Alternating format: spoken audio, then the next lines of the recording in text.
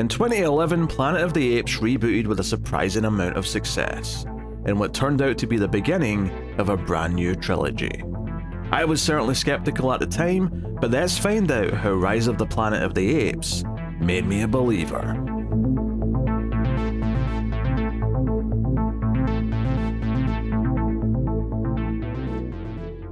Welcome everyone to the Atomic Cinema Experiment. I am Peter, and joining me, as always, is David. I come in peace. Welcome everyone. This is a science fiction movie podcast. We get together and we talk about a sci-fi movie. It's quite that simple. And because we've got a new Planet of the Apes movie coming out in the middle of 2024, it's time we start working through the Planet of the Apes movies that we've not done yet on the Ace. Now, me and Tara, back in the day, went through the 5 classic films and the Tim Burton remake, which leaves, conveniently, the modern trilogy. So today, we are talking about Rise of the Planet of the Apes.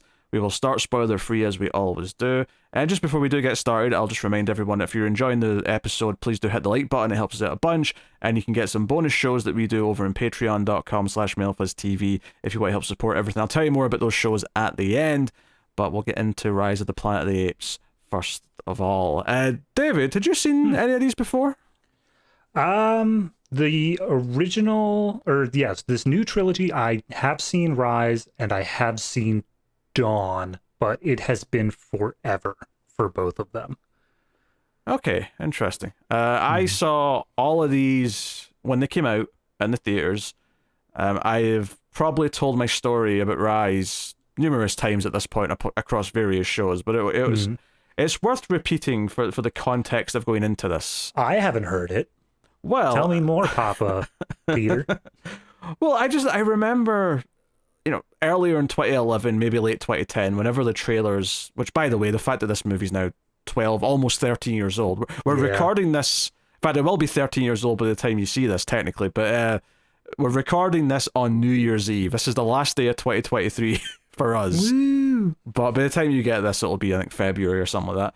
But and I remember when the trailer for this came out, I remember just being really jaded and really cynical and scoffing and saying, but why? Why is there a new Planet of the Apes movie? Who's wanting this? This feels like just a weird cash grab. It feels like they're forcing an IP that feels like it should be left behind. And I don't know, I didn't get why it existed. And I think the nicest thing I can possibly say about this movie when I saw it is that I left that theater having been proven by the film why it should exist and why it was worth doing. It completely turned me around, and this trilogy as a whole, but Rise being the first part of it, is one of the few exceptions where the movie took me and said, no, we're going to earn the fact that this exists by the end, and it's not just a cheap nostalgia sequel. So, Yeah, I think it's really strange, especially living in a world that's like post Star Wars prequels. The fact that a film studio had the gall to say, yes, we've got this classic IP, and we're going to show you the prequels of how we got there. Like, that took some stones, so I really do think that they believed in this project early on. I want to jump in right away, though. These movies are not prequels to the original film. People always make this mistake. This is a reboot. There is no way, especially by the time you get to the end of War, that it can lead to exactly what's in the original film. There's definitely elements that might still happen if they get to that point, and there's nods and there's callbacks to things and little winks and whatever, but this, like, it's definitely not the exact same world that it's building to. There may be, I could see this universe having its own version of the original film that's slightly different based on what's changed on the run up to it. But see, Pete, that's what's going to get you is that Kingdom of the Planet of the Apes is going to be a multiverse story, and we're going to make sure all of it ties in together. Shut up! No, enough multiverse nonsense. And honestly, I'm feeling kind of weird about Kingdom because I don't think there needs to be any more. I mean, maybe it'll prove me wrong once again. Maybe they'll give me a great movie, but right now I'm like, no, this was a trilogy and it had a perfect ending, and this just feels tacked on. It's like none of the people that were involved in these movies, in prominent positions and creative roles, are involved in the new one. So I can't help but feel that we're just being set up to be disappointed with this new one. But more on that when it comes out. Yeah, we'll So- get there. I mean, I think that it sounds like the same sort of situation that you opened it up with. Of it seems like they're just trying to ride this out, get a little quick extra cash based off of something people remember. But who knows? Maybe there's a story behind it. It may be worth doing. Who knows? But right now, we're going to focus on Rise Yes. and talk about this one in depth. So yeah, did you like it? I mean, yeah, it's weird because I remember this one probably more than I remember War, despite seeing Dawn more, despite seeing Dawn more recently. But it is different than I remember it, I guess is the best way to say it. It's good. It's got a solid story to it, but I don't know. I feel like I remembered it being a lot more focused on what ended up being the second half of this movie than it actually really was. I think I kind of condensed the first half of this movie down to maybe like 30 minutes in my mind, and then the rest of it stretched the rest. So as I was watching it, I kept on waiting for the moment where it tipped over to what I remembered, and I was like, come on, I want to see that. That's the cool part. But overall, I mean, it did a great job setting up all of the characters. I think there was only one performance that I'm really going to give, maybe two, that I'm going to give any flack to when we get to them. But overall, it was a solid story being told. And visual effects wise, because that is kind of the centerpiece of this movie, I think it's good, but there are a few parts in it when it does kind of show its age nowadays. They definitely got better with time, but it still stands up very well. Yeah, the visual effects when this came out felt like next level. It felt like they were doing things, and no one expected it from a Planet of the Apes movie. Everyone kind of expected, oh, this is a cheap reboot that Fox are doing. This is not going to be, but it ended up being this. Oh no, this is actually the next generation of performance in terms of capture and motion capture and things like, Andy Serkis is playing Caesar, the main ape in the movie, and yeah, like he is ultimately the protagonist of this film, and there's moments where you're watching a performance based on the eyes moving, and it's all done in a way where no, there's an actor really performing this, and that is being captured and translated to an ape, and it is very good. I will agree that now that we're over a decade later, I can see a little bit of the cracks and moments here or there, and I can sort of see things looking a little bit flat compared to what they should feel. Although this is something that definitely gets even better with the next two as well. But this was a monumental leap, and it really it stood tall above anything else being done in visual effects in 2011. Oh, yeah. And it still holds up well, and is still better than most movies have today. I watch any Marvel movie from the last year and tell me that the effects are even half as good as this movie, because I guarantee you they're not. Yeah, I saw a meme actually just yesterday of someone posting basically, why does every Marvel movie look like this? And then it's just a screenshot from Spy Kids 3. And I'm like, yeah, that's how it feels. Yeah. Also, just one thing to get out of the way, right? These creatures are apes. They're not monkeys. However, yes, occasionally one might jokingly refer to them as a monkey. And I'm saying that because there's always one person who, if you even say the word monkey when talking about any of these movies, they'll go into the comments and it'll be like, monkey, apes, chimpanzees aren't monkeys, they're apes. We know, okay? We absolutely 100% know that. Pete, you're not supposed to say that until they've already posted the comments so we can get the engagement. Come on now.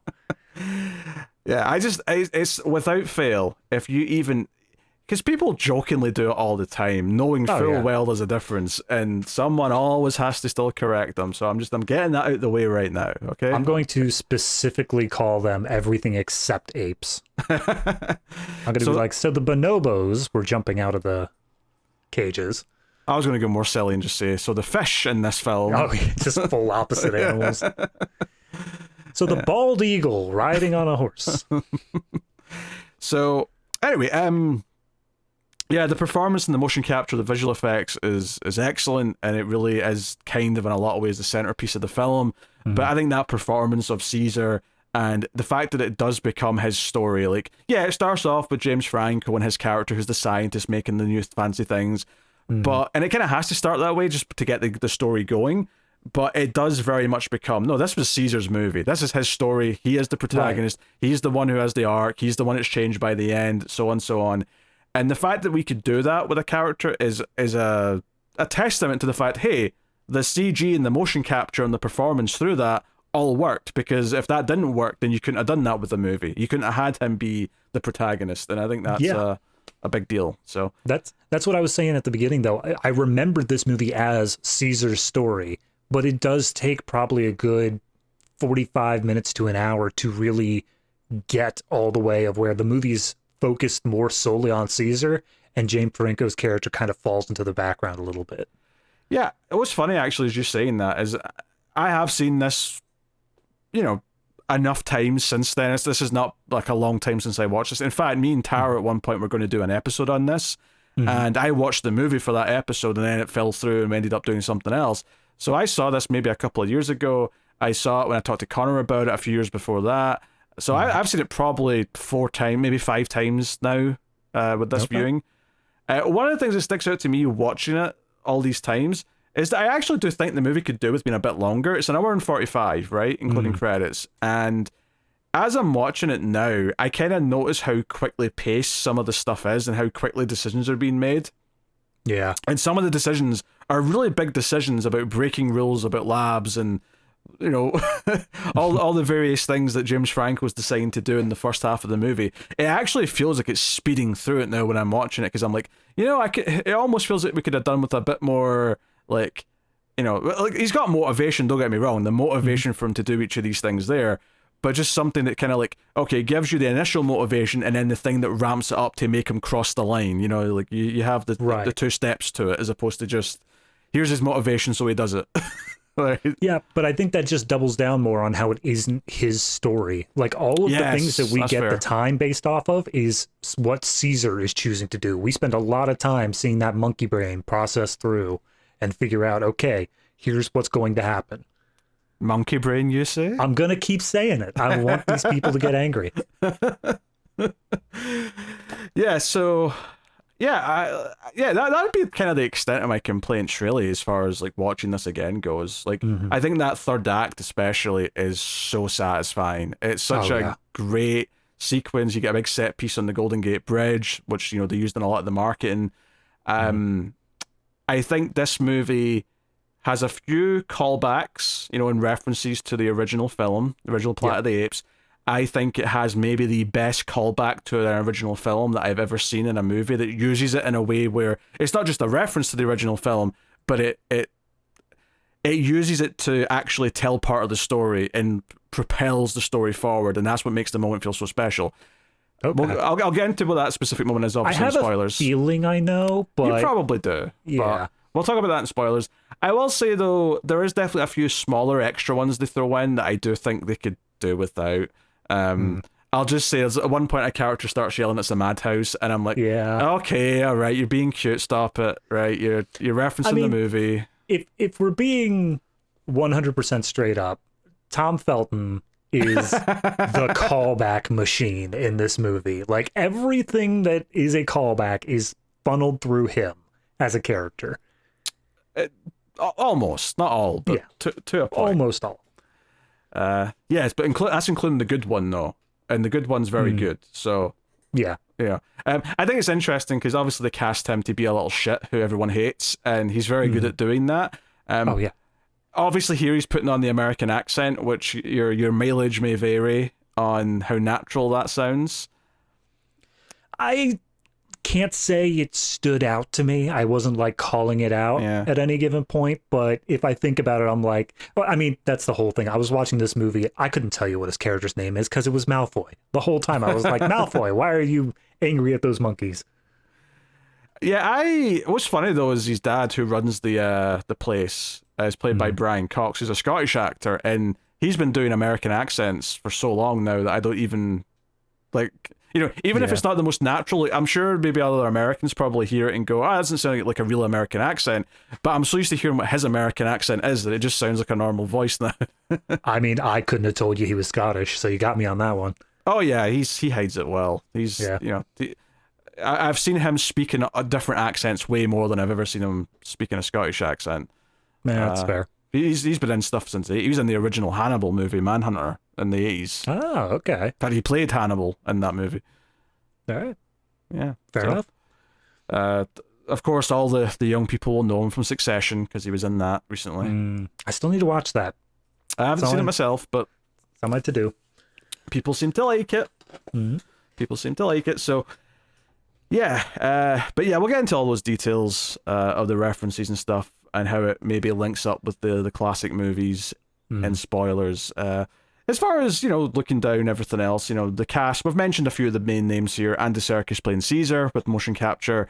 Obviously, we've got James Franco as the scientist, Will.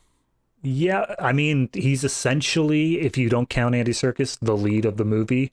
And I gotta say, I don't think I see him as anything but James Franco. Like, he's not a character in this. He's just James Franco the whole time. Well, I mean, to be fair, Caesar's back in the next one, and James Franco is not. Yeah, so true. Clearly, there was a genuine feeling of, this is not his movie. Yeah, but like, there's so many things that he does, and you made the point of he makes these big choices throughout the movie, and it doesn't feel like he's got the character developed enough, not just in writing, but like how he's performing it, for me to feel justified in these actions. Like, just feels like James Franco showed up to set and did these things. It doesn't feel like the character of Will Rodman did these things. I think that's fair. I think that's less a critique of this movie, though, and just a critique of James Franco in general. Because I feel like that's him in anything I've seen him in. I don't know if I ever see him. Maybe The Deuce is the one example I can think of where it feels like he is just that character to me in that show. But for the most part, he shows up and he's like, I have nothing left except Spider-Man. And exactly. I just see Franco. Yeah. He's got two modes for me, and that's Harry Osborn, where he's just kind of like keeping it bland throughout, and then he has whatever he does in Seth Rogen movies, which is, I'm guessing, just James Franco. Yeah. Okay, more standout, though, is his father in the movie, played by John Lithgow. He is very good. He's always very good, to be fair. Yeah. And this is a different role for him, because obviously we're so used to him doing the comedy, we're so used to him doing his Third Rock from the Sun or similar style of characters. This, if you go back to the 80s, he did a lot of villains. This is very different, though. This is an old man who's suffering from Alzheimer's or something similar. And, it's more of a heartbreaking kind of role. Like, not very funny. Not meant to be funny, though, to be fair. No. Yeah, no, he's definitely... I mean, he is more of a fun character, all things considered, but he is playing a very serious part, and I'd say that one of his last scenes in this movie is kind of just like heartbreaking in its own right, and that's all sold through Lithgow's expressions and acting there. Yeah. We also have Freida Pinto, who's kind of the love interest for Will in the movie. She feels like she's an important character, but when you actually think about how much influence she has in anything in the film, it's actually not that much. Yeah, she's the moral sounding board of the movie. Anytime that James Franco does something that's a little bit morally questionable, she's the one who's like, but James Franco, should you be doing that? So, yeah, that's the main players I'd say that's worth mentioning. Obviously, we have the various apes. We'll talk about them more in depth later, but other than Caesar, we have Maurice, the orangutan. We have the gorilla, who I think was named... Oh, it was written on his cage. Rusk or something like that? It was something like that. Here, I'll look it up real quick. Look up. You have another chimpanzee named Rocket, and then, of course, Koba, another chimpanzee who is very easy to spot because he's got a big scar on his face, and he's got... he's been around the lab testing circuit for, like, decades or something. Oh, he's had a rough time of it, yeah. Yeah, the gorilla was named Buck. Buck, that was it. I knew it was something with a U. I knew that was the only syllable, but hey. Yep. So, yeah. All right. Well, are we ready for spoilers? Is there anything else you want to... I guess before we get into spoilers, though, just want to question, how much are we also spoiling the original Planet of the Apes? Because that is something we need to bring up. I mean... Okay. Right, I'll just say, right. I don't think we have to spoil much of the original Planet of the Apes, but I will say that the ending of the original Planet of the Apes is probably going to come up as we talk about this So if you've not seen the original and somehow don't know what the ending to that movie is, then go watch the original Planet of the Apes and watch Rise of the Planet of the Apes and come back. Yes. All right. Cool. Good to know. Yes. And also, I have homework at the end for anybody who would like to stick around for that. Oh, yes. David goes back and watches a sci-fi movie that me and Tara did before his time, often stuff that he's not seen before, so he's getting caught up in the wider sci-fi world. So yep, we'll do that at the end. So, spoilers from this point on for Rise of the Planet of the Apes. So,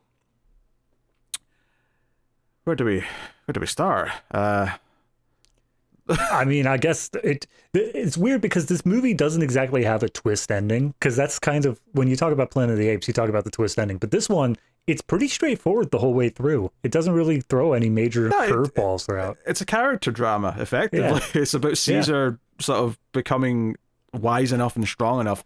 Although it did occur to me that he's technically only 8 years old, like throughout the most of the movie, because the time jumps ahead to when he's 3, and then it jumps ahead 5 years later, and that's where we then spend the rest of the movie. So he's 8 years old for the majority of this. I mean, I just pulled up ape lifespans, and apparently the average ape lifespan is about 40 years in the wild. So I guess this is the equivalent of him being like 20 years old in human terms.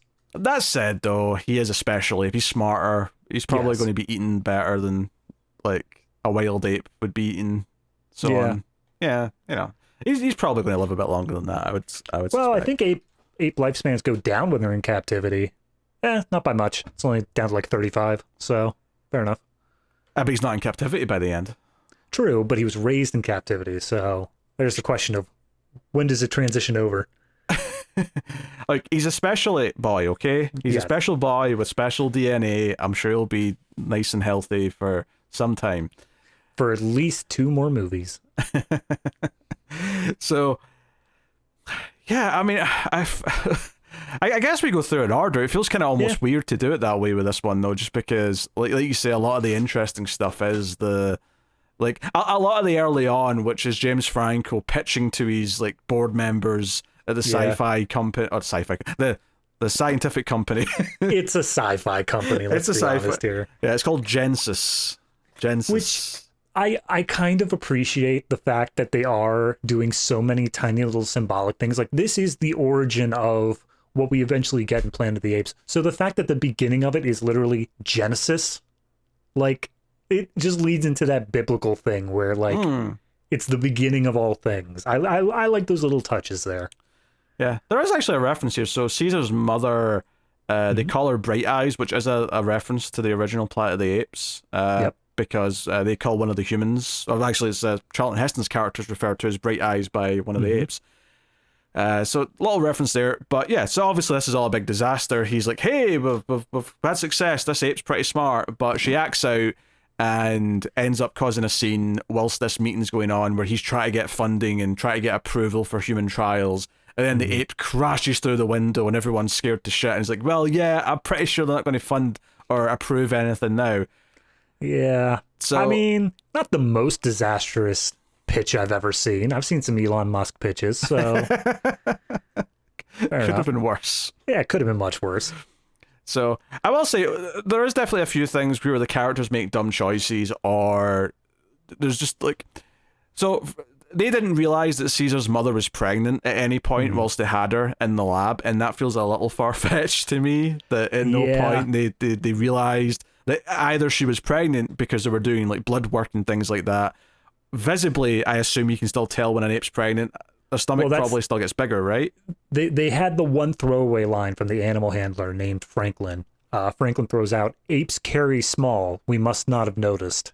And I'm like, all right, buddy. Fair enough. But you're also taking blood and DNA and doing tests and all sorts. It feels a bit weird you wouldn't notice. Also, I feel like they're kept in pretty like sterile looking cages as well in this lab. I feel like having a baby, all of a sudden you're going to notice, that's weird. There's like a ton of blood here. I suspect a chimp wouldn't be quiet whilst giving birth either. Just a sneaking suspicion. No matter how smart, I don't think they'd be, biting their lip and going like, well, I need to keep it down. It's late at night. People are probably trying to sleep. And yeah, it's worth mentioning they've made the mother smarter than most apes, but not as smart as Caesar's going to be. Basically, because Caesar's like second generation, where because he was born from her when she already had the drug in her system, he ends up being really smart. But the way he ends up being back home with James Franco is that the handler dude that you mentioned, he's told by the boss, who's another sort of recurring character in this movie. He's kind of like the seedy businessman who just wants results and wants to make money. And there's a line in this movie when he's talking to James Franco and he's like, "You make the scientific innovations, I make money." And I'm like, oh my God, dude, could you be a bit more on the nose? Just a little bit? To be fair, I think the exact line was, "You make history, I make money." Oh, history. That's what it was. Yeah. That was our deal. Same point. The fact that he actually like points to himself as, "I make money." And I'm like, all right. Yes, we get it. Capitalism bad. Moving on. Yeah.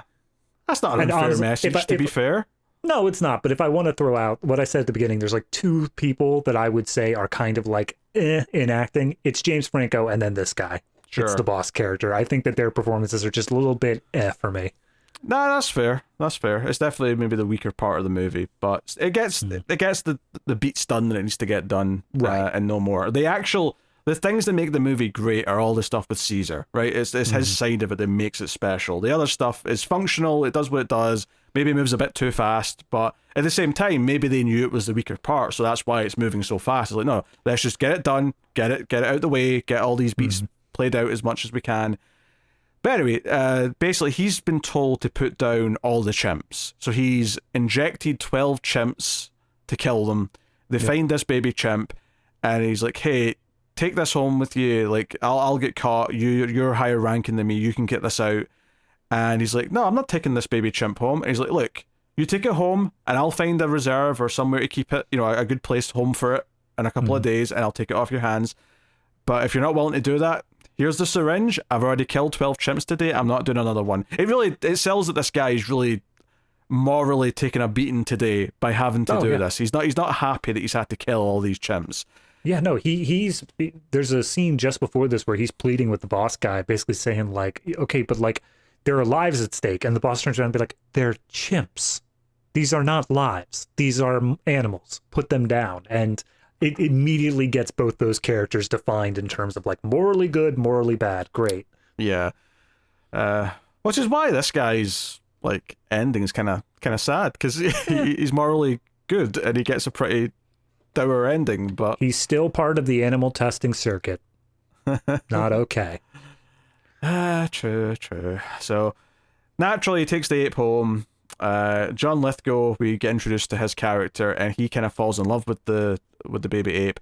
And because Caesar immediately shows signs of intelligence by drinking out of a bottle on his own, we kind of, whoosh forward a few years to when he's 3 years old, and we get some narration from Franco. He's obviously writing in like a scientific journal or something like that. And it's basically like, hey, he's shown all these signs of intelligence. He's doing puzzles that 8-year-olds would be struggling with, but he's doing just fine at 3. And he's got really like a 40-word vocabulary in sign language. Yeah.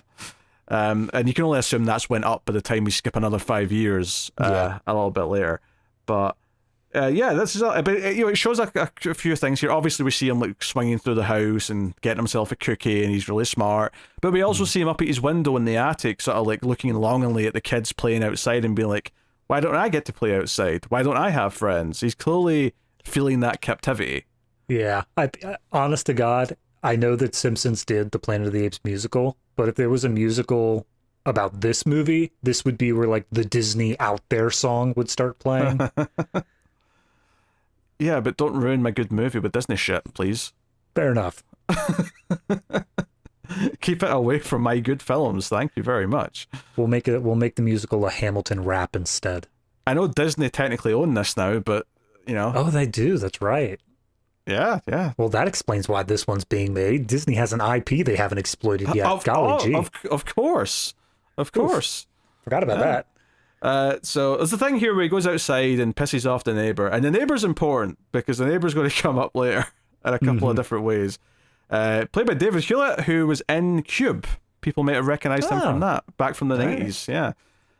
Plus he was in a Stargate show, which I guess more people may actually know him from that, but I'm a Cube boy, so that's fair. So before Caesar sneaks out, though, we do get the reveal that essentially the father's illness, his Alzheimer's, is getting much, much worse. And just in one scene, without anything else going on, James Franco says, all right, I'm going to steal the drugs from my work and I'm going to bring them home to use on my father. So yeah, this is one of these things that happens. So like he gets the motivation where he sees his dad struggling more and more. You see him at work pocketing the vials of whatever the drug is, and then you see him give it to his dad, and then he wakes up the next morning and his dad's playing in the piano like he's never missed a beat, like he's just and they set that up actually because when he comes home the first time, he's trying to play piano and he's struggling. He's missing notes, it sounds quite bad, all the rest of it. So it's a very good clear indicator, but again, it's like the next morning he's already completely cured, and that's it, he's perfect now. And it's just one of those little things where it's like, okay, the movie's speeding through these plot beats a little bit because it wants to get to the good stuff effectively. And I suppose credit to the movie that it knows what the good stuff is. Like it knows that we're getting to that, and that's why we're going through this so quick.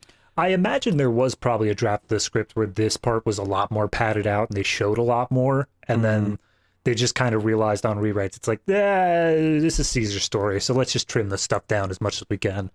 Yeah, I think that's fair.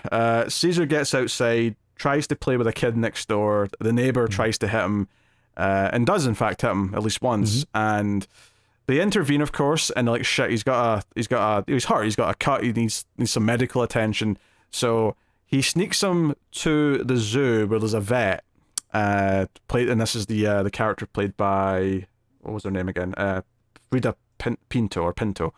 Yes. She plays Caroline, and she's this vet. There's a good little moment here though when they're going in, and like all the apes that are in the cage or in the enclosement, all just stop doing what they're doing and just stare at the pram that he's moving through the zoo, and they're all just watching very intently because they can tell there's an ape in it. And then he lifts up the little blanket, and all the apes start freaking out. They're like, "Oh my god, hey, it's him!" Yeah. So that's. I mean, it starts off this relationship between these two characters.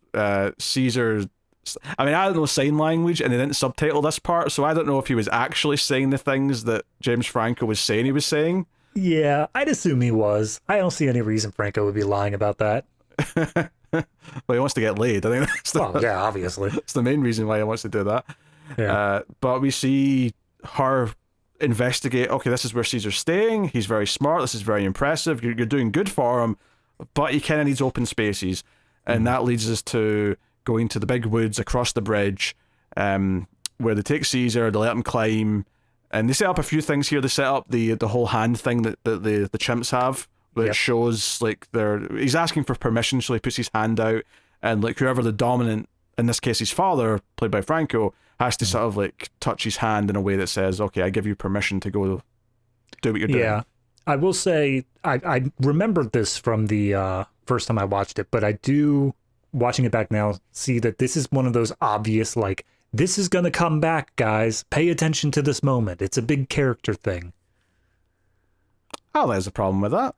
No, it isn't, but it's, like, very much written on the wall. It's very much a big point. Like, the whole movie just, like, they're running out into the woods, but the whole movie stops for a moment just to have this moment. And it's like, hey, this is a thing that apes do, and we need to pay special attention to this because it's going to come back. I am completely okay with this. I think your tone's a little too cynical on this point. I'm fine with it in the general sense, but it just feels like it doesn't feel like it's completely natural in the scene. It felt like everything grinded to a halt for a second just so they could have this, so it come back up later. I'm not saying it's a bad moment. I like the moment. I think it just wasn't as naturally in there as it could be. I think I disagree. I think I disagree because he's never been outside like this before, and he's never just went free roaming before in the wild. I mean, an expert on apes could tell me this is like the wrong time he would do this or whatever, but at least in the context of the movie, I think it fits just fine, and it does set up an important thing for later to show that later on Caesar's the one who's dominant because other apes are asking for his permission to do things. So I had no problems with this. But you get the time jump here as he's climbing the big tree up to the top of the tree, and it sort of skips through different times, the weather changes, he changes size, and then eventually he gets to the top, he's looking at the city, and it's 5 years later, and that's where the rest of the movie He's also got full clothing now. Like, they give him a shirt and pants and everything. Yeah. Well, his ape dong was probably peeking out at times. They had to. Yeah, when he was a little baby chimp, they didn't have to worry about that. But they're like, all right, if we're going to be anatomically correct here, we need Andy Serkis to wear a shirt and pants. But of course, that's one of the things where he starts to feel different, right? Because he's like, oh, I'm wearing clothes here. I've got a collar on. Of course, they exit the redwoods, and there's a family bringing their dog on a leash, and Caesar kind of recognizes, like, wait a minute, I'm on a leash. It's on a leash. It's a pet. Am I a pet? Is that what's going on here? And he asks that, and Franco says, no, you're not a pet. And clearly, the leash is really more just to keep other people feeling safe than it has anything to do with him trusting Caesar, right? Mm-hmm. That's very much the implication you always get from this part of the movie. Because Lithgow, when they're first getting into the redwood, he's like, hey, like, he doesn't need a leash, he's fine. Mm-hmm. And Franco's like, oh, just to be safe. And you do get the impression this is more about other people walking past and seeing a chimpanzee. Yeah, and exactly. rightfully probably freaking out because they don't know he's a super smart chimp who's like got special brain powers. I mean, that being said, I know he's keeping Caesar on the down low. He's like, some people know about him, but he's not like a widely spread thing. I feel like that would kind of spread though, of there's a dude living in San Francisco with a chimp that just goes out into the redwood forests. You would think, yeah. There's a great little moment here though, is that when they're going back into the car, clearly Caesar usually sits in the back, like like the trunk. The trunk, yeah. And instead Caesar walks to the door and opens it and sits in the back seat. And I think the audience mostly are really, yeah, why wouldn't he be sitting in the back seat? He's humanoid. Like he can clearly sit there. He can think. He has a soul. He can sit there, absolutely. So it's the sort of thing where as the movie goes on, and you can kind of a part of the lesson the movie's really teaching you is that Franco is being really naive when he considers like how much Caesar can really flourish, because effectively what he's done is he's made Caesar a one of a kind, and he's not really stopped to consider how lonely that'll make him feel, because he's too smart for all the other apes, but the humans are never going to accept him as an equal to them. So he's made this life form. Even though it wasn't intentional, obviously he didn't set out to create Caesar. That was like a happenstance because they were too stupid to notice the mum was pregnant. But he exists, and I think part of the arc of the movie, because Franco does have an arc, and the arc he has by the end is coming to accept that no, Caesar's an ape. He does belong out in the wild with other apes, with his own kind. Yeah. I mean, I also think a big thing in this movie, for what little character development he gets, is Franco's selfishness in general, where obviously he's a scientist. He really wants his drugs to succeed. When it doesn't get the funding, he doesn't just drop it. Like, he's like, no, this is what I'm going to do. I am going to cure Alzheimer's. That is my goal.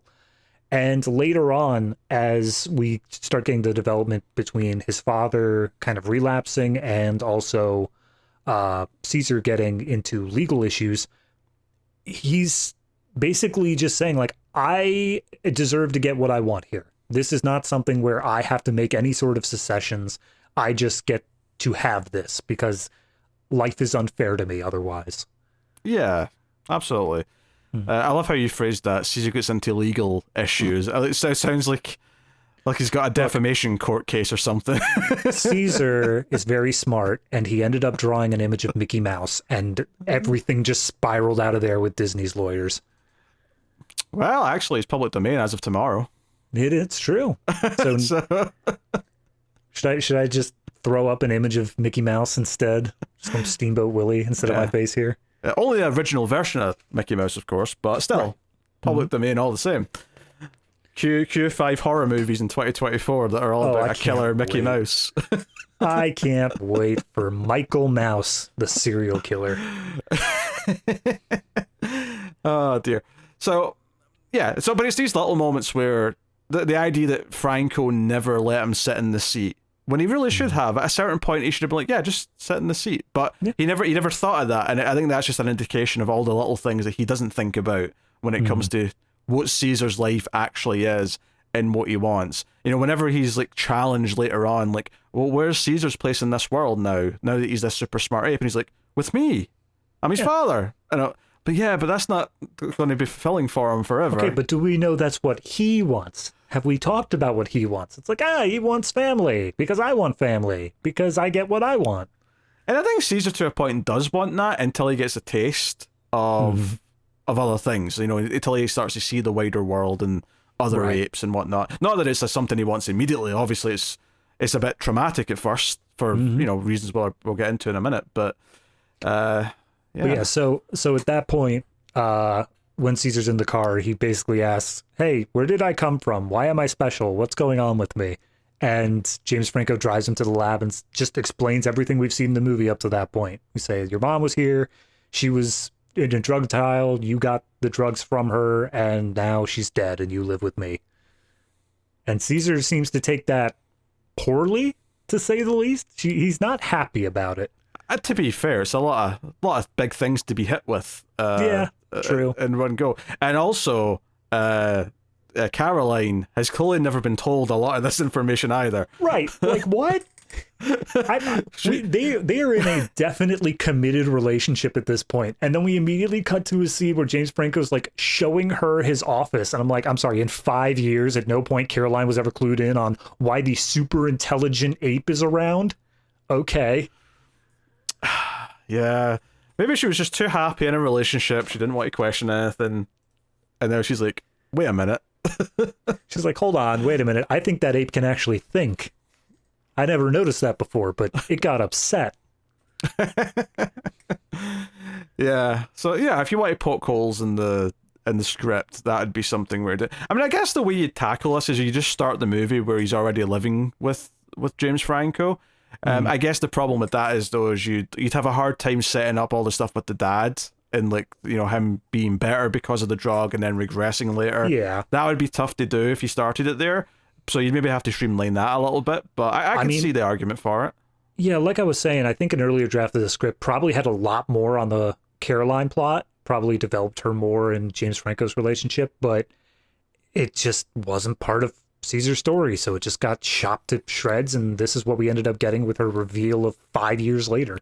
And here's the thing: I'm not convinced that's necessarily a bad thing. That might actually have been the correct choice, because for as much as we can poke holes in some of this side of the plot, it does get us to the good stuff quicker. It does get us to the Caesar stuff, and Caesar reacting to this news is very good, and the debate about what to do with Caesar after this is also very good. In fact, the next thing we see that kind of gets the ball rolling here to show that the dad's regressing is that he's using a fork upside down, and Caesar is the one who leans in and corrects the fork. Yeah. And this is where Franco notices there's something wrong, and that gets that ball rolling. But it's like, oh shit, like Caesar's helping the old man. He's almost like a guide dog, but like times a million because he's actually a thinking being. Yeah, it's that's the moment where we have, obviously, the father has a mental issue. He is falling back into Alzheimer's, but it's the moment where we have an ape that is definitively smarter than a human that we've come to know. Yes. And we see that transition of power there where it's the ape is instructing the human on how to do something. So, very interesting. Yeah, and this leads to the thing that gets Caesar put in captivity, which is the dad, John Lithgow, goes outside to go into a car, and the neighbour's car doors open, presumably because he was about to come out or something, and he had to run in and get something. And Lithgow gets in and starts just driving the car into the car in front of him. And the neighbour comes out and starts yelling and starts really getting forceful and poking at him. He's not hitting them or anything like that, but he's being, very a dick. And there's a good chance he probably doesn't know that Lithgow's character has a mental health problem.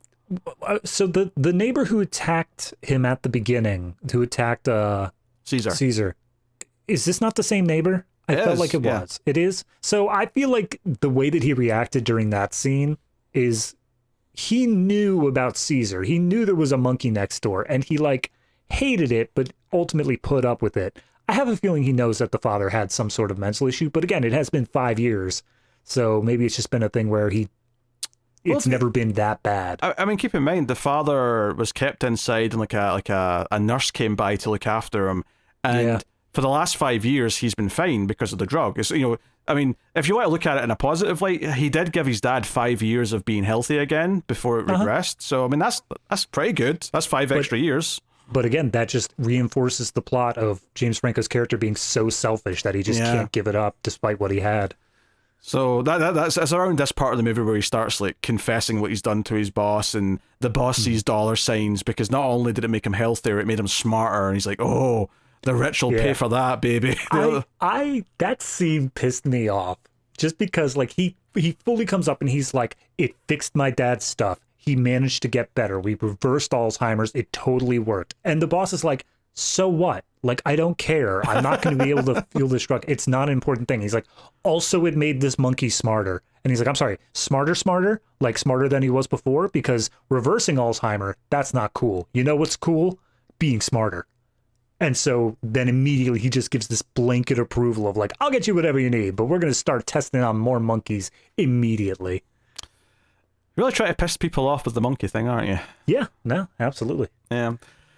So this leads to Caesar getting defensive and wanting to protect John Lithgow's character because he sees the neighbor being aggressive and yelling.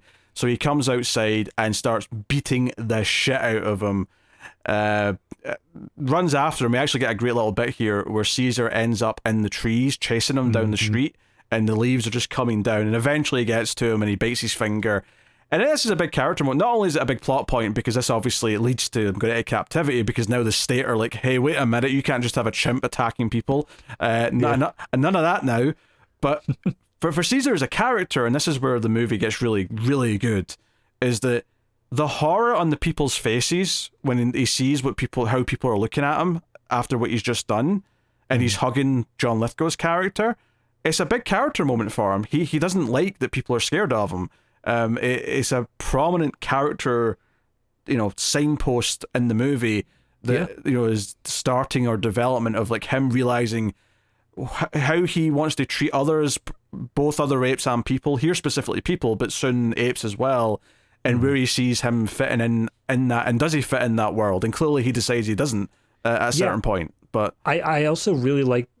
Obviously, I think a lot of the feelings he gets from this is based off of the reactions from the people around, but I also think it is kind of a self-reflection as well, where he got so pissed off that he bit off this guy's finger, and I think he's at that point kind of self-reflecting like, okay, I'm not like a human, I'm not something that is the same as these people, I am somewhat of an animal. And coming to that realization is something that shocks him to his core as well, because he doesn't see himself as an animal, but there is still that instinct that lies behind the smarter brain. Yeah, or at least he's realizing that he's something different, at the very least. And the many of them, like obviously the family he's been a part of, all treat him very kindly, and he loves them. But the wider people aren't going to just instantly treat him properly the way that he would want to be treated. So, this leads us to the what was the correct name for this? It's a primate sanctuary. Primate sanctuary. Okay, that's what we're going to call it. The sanctuary. I don't know if I see a lot of sanctuary going on in this place, but it's what was written on the sign outside. That's the only reason I call it that. Yeah, very scummy though. They sort of like they have him bring in, and Brian Cox pretends to be nice by letting Franco take the leash off of him to bring him in sort of more peacefully. And they're like, hey, we've got this big playpen area with a big fake tree and like some rocks and stuff, and there's room to like swing around, and it's like, it's very nice, very nice. But as soon as the characters leave, as soon as Franco and Caroline leave, it's like, all right, put him in his cage, and they take him to this shitty little cage, and Tom Felton's like, haha, you dumb ape, you're staying in here. And this begins his time in captivity in his prison cell. Caesar does hard time, damn it. I mean, you're right. He does. That it is honestly set up to be less of a, he's taken to the pound sort of idea, and more of a, no, this is his sentence. He was tried by the criminal court, and this is what we are doing. To the point where there's a whole sequence where James Franco goes down to the court to try to get an appeal set up. And it's played like an actual court scene. Like he's talking to the clerk saying like, well, if I can't get an appeal this week, then I'm not leaving, lady. This is important to me, damn it. Yeah, and she's like, you're lucky they didn't put him down, right? Just be thankful you're actually getting a date. So, and they come back and visit him at one point, and Caesar gets really upset because they're not taking him home. And then when he finally does come and actually bribes Brian Cox to just let him take him, Caesar doesn't want to go by that point, which is why now we're mainly going to focus on the Caesar stuff here, because this is the really good meat of the movie. This is where, it's all just great stuff, which is... So, the last thing I did want to bring up, though, in terms of like the Franco plot, because this is kind of where it leaves it as well, is because his father is falling back again, he makes the jump that the issue is that he needs a stronger virus in order to deliver the drugs more aggressively. So he ditches his ALZ-112 and produces ALZ-113, which is what's getting all this funding and more chimps brought in for testing. And Genesis essentially is now just starting up the testing again, now with, as we said before, Koba being the primary testing patient here. Yes, and the boss man does not make a friend with Koba during their time together in the lab.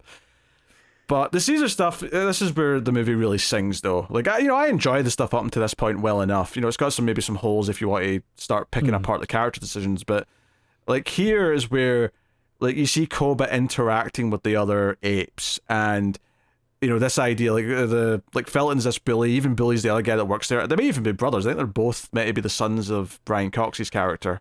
I'm not sure. Do you know the other guy's name? Oh, not off the top of my head, no. It says his name is Rodney, the shelter assistant, and he doesn't have the same last name, so... Well, maybe it's just Felton. I think he's just another guy, yeah. Okay. Maybe it's just Felton's the son then. But he definitely calls him Dad at one point, which is what I noticed. So, Caesar throws something at him at one point, and he gets really pissy, and the other guy's like, hey, what about his clothes? The other apes might not like that. They might see him as an outsider. And Felton's like, good. Yeah. And also, call back to the original Planet of the Apes is that the primary use of, I don't want to say torture, but it is torture, is like a fire hose sort of aspect where they spray them inside the cages over and over again. Yeah, I guess that's a callback. That feels like something that's actually maybe just a real thing to me. Yeah, sounds real. Probably. I don't know, but it's a thing that's processed in both of them. So yes, no, that's fair. That's fair. But we see them. You see Caesar like be picked on, right? Rocket, the other chimp, gives him a lot of shit for wearing clothes, rips his top off. Eventually, the handlers step in and tranquilize them both, and that's what ends the fight. But Caesar's not having a good time.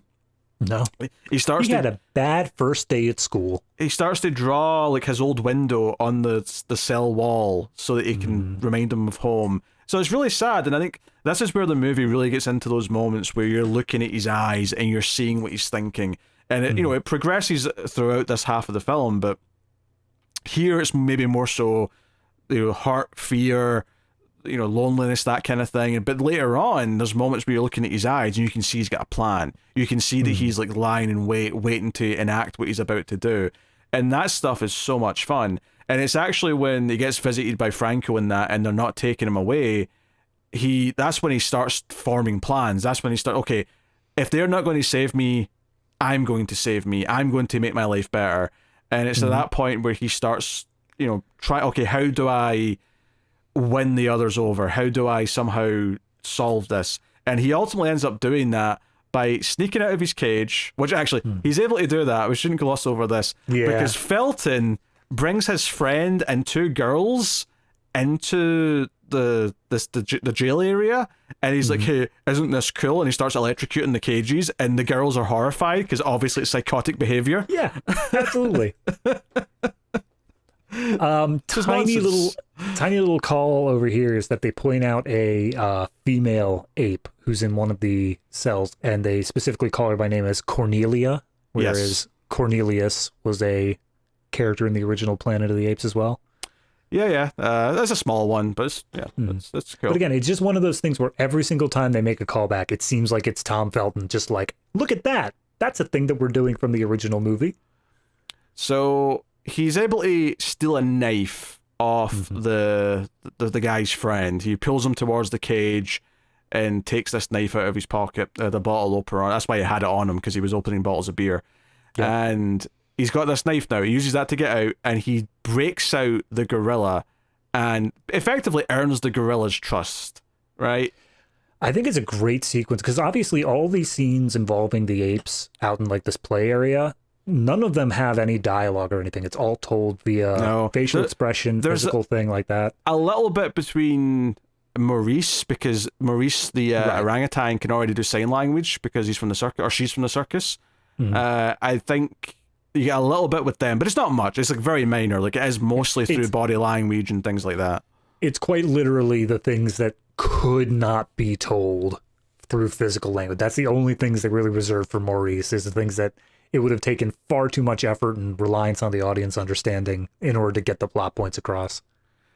But no, what I was saying was when the gorilla gets out, I think that's a beautiful little scene, though, because it gives kind of a moment for the gorilla of hesitancy, where you see that despite all the blustering behind the cage, all like the chest beating, as soon as the door's actually opened, he like recoils back a little bit. He's like, I'm not supposed to go out there. He's scared to go over the threshold. You see him sort of hesitate when he's getting towards the door itself.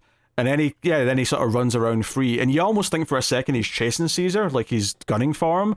But he's not. He's just running free. He's swinging around. He's just feeling, so now he's got this. He then gets Rocket out into the play area the next day or whatever it is. And Rocket lands in the main area. This is the ape that's been picking on him. Caesar stands tall in front of him, and then Rocket looks over, and the gorilla is standing there like, you will respect our leader, Caesar, you little shit, right? As soon as Rocket exited out from like the cage entrance area, Caesar's standing there with like a gas can and just bashes him in the back of the head to knock him down first. Just be like, what? Do something. I got a gorilla on my side. Which isn't random, because Rocket hit him with that same can earlier on. That was something that was used earlier. So that was a direct callback of a sort of payback, if you want to call it that. And then the gorilla's sort of backing him up. And what's important is that a lot of the other apes in the cages, not all of them, but a lot of them can see into this area. So they witness this transfer of power. And sure enough, Rocket gets down on one knee and puts out his hand for, permission and respect kind of thing. So it's like, okay, Caesar has won them over. And this is what leads to Maurice saying through sign language, like, why are you becoming friends with Rocket? What's with that? And he's like, apes, alone, weak, and he snaps a stick, and he's like, but apes together, strong, and he Well, there is a sequence in between there, though. It's the cookie delivery thing. When is that before this scene? Okay. Yeah, because that's what he says. Why do you give a cookie to Rocket? What was that all about? So he manages to get his hands on like a bag of cookies that the guards leave around, and he specifically gets Rocket out of his cell, baits him with a cookie, and says, hey, you get a cookie. And he hands him the bag and says, now deliver these cookies to all the other apes. And it's kind of just trying to build up this thing of like, guys, we're in this together. We're all friends here. It's community. It's the idea that we look out for each other. As a leader, he's going to help provide for all of them, that kind of thing. He's building all that stuff up. So, but anyway, he says to Maurice, no, apes together strong. This is, we build up a community. And then Maurice just kind of goes, apes are idiots, though. Yeah, he looks down and sees a couple of them just like smacking each other, and he's just like, oh yeah, good luck with that, buddy. So Caesar, of course, gets the idea to make them smart like him, and that leads to him breaking out properly that night to go back to the house. Even as like a really interesting little creepy moment where he's sort of standing over the bed with Franco and Caroline sort of lying in it. But he goes to the fridge, gets out the drug, and brings it back, and we get this big moment where he rolls the canisters down the aisle of the jail cell, and all of the apes breathe it in to get this big whiff of this brain juice. And they do a great little thing here, because it was pointed out at the start of the movie that the smart apes have green in their eyes. So after he's done this, when they're coming out into the play area one by one, he's actually standing and checking all of their eyes to see that it's worked. So another fun little bit just to sort of set it up and really give this idea. And the payoff to all this that I really like is Brian Cox is leaving for the day, and he's leaving his kid in charge. And he's walking out, and he just happens to glance over to the play area, and the apes are clearly having a meeting. Like Caesar's on like a rock, and he's slowly talking to them all, and they're all just sort of standing quietly. And then he walks over like, that's weird. And then when they notice he's watching, they all just sort of start, yes, pretend to be apes. Eek. Yes. Throw my poo. Except Whatever. Caesar, who just looks over his shoulder at him like, I'm coming for you. But I know this isn't like how the scene is, but all I could imagine when I saw that is this is how Jeff Bezos looks at Amazon unions forming. He's like, look at you dirty apes all standing around trying to do something. He probably has about as much respect for his workers than this character does for the apes in this movie. No doubt. So just to go back and cover how we got to this drug being made and why it was in the fridge and all that. So back at Genesis, like we said, Koba's being, he's patient number 1. They've started up the thing again, trying to get the Alzheimer's drug working. And during the very first application, we see that Koba's strapped down. They're applying it via an aerosol. And every one of the humans is wearing gas masks because it is a virus and it should not be inhaled. But during the application, Koba manages to break free of his restraint, and our monkey trainer, Franklin, is not, his gas mask is knocked off. He accidentally inhales the virus, and they just continue on like nothing changed. But as we see throughout the next few scenes, Franklin is not okay.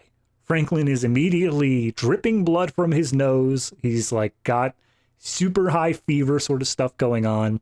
And throughout this next few sequences, we see that he essentially has to skip work because he's sick. He tries talking to James Franco while he's out and ends up sneezing on the neighbor. And the neighbor turns out to be a pilot, which we will end up getting to later. We don't know that at this point. We don't find that out until the mid-credit scene. That's yeah. You're jumping way ahead with that reveal, David. Come on now. I mean, it's whatever. We're all in spoilers now. But the one thing is that because it seems that the drug is working, because Koba has gotten smarter, James Franco takes the drug. He steals some more for his dad, and when he goes to apply it to his dad essentially wakes up and says, like, no. Like, don't do it. It's basically my time. Notably, without saying anything, though, he just puts his hand on his and just shakes his head at him like, no. It's interesting because this moment of coherence that perhaps he doesn't really have anymore because of his illness. So it's like a really sort of bittersweet kind of moment. And I think probably the best character moment that James Franco has in this whole movie is his acceptance of this, and like he makes the choice not, because part of me, I think the first time I watched this, expected him to do it anyway. Yeah. Right? But he doesn't. He does put it aside, and he accepts his dad's wishes. He realizes this is what his dad wants, and he's not going to do it. And of course, when he wakes up in the morning, he's passed away. I think what I like about this, and I don't know if this is even an intentional thing, but this idea that his final moment of communication is a lot more like the original communication of the apes, which is, like when Caesar first started communicating, he couldn't speak or anything, like he wasn't doing sign language. It was just simple, shaking of head, simple gestures to express yes or no and things like that. I love the idea that, like, in his end, John Lithgow's character, like his last bit of communication was a lot more like how the apes started off in this movie. But also still like with that understanding of the larger ramifications. Like it isn't stupid, but it is primitive. No, of course, yeah. So no, that's really good stuff. So that's why he's got a bunch of it in the fridge, which I guess also kind of explains why it works so well with the apes, because it's not the same one that Caesar's mum got. It's actually the next generation of it. So yeah. Works well enough. And I think by that point they've also already said that Koba, who's had this, is already showing the perfect intelligence that Caesar has. It's like one day after he gets the dosing, Jacobs walks in and he sees Koba writing the word Jacobs onto a whiteboard. And I gotta tell you, if I walked into a lab and there was an animal writing my last name there, regardless of my relation with that animal, I would freak the hell out. I would leave the country. I'd move somewhere else. Get away from them as quickly as possible. I've seen horror movies that start this way. We don't go that route. So, right. So the moment of this movie that everyone remembers, I do think it might be the single best like callback to a previous movie, and used in a way that isn't just a callback. It actually advances the story. It's a really fun play on it. So, after he's made all the apes smart, Caesar stands alone in the play area, right? And Tom Felton notices him and he's like, what the hell are you doing in there? And he goes in, and this is all planned. And Caesar's really thought about this because there's like a sniper spot for the tranquilizer gun, right? So the other guy gets up there. But Caesar's thought about this because where he's standing is obscured by the tree. So he's intentionally luring them into a spot that's a bit harder to hit. Yeah. But Felton's getting aggressive. He's got his shock baton out. He's coming at him. He's saying things to him, whatever.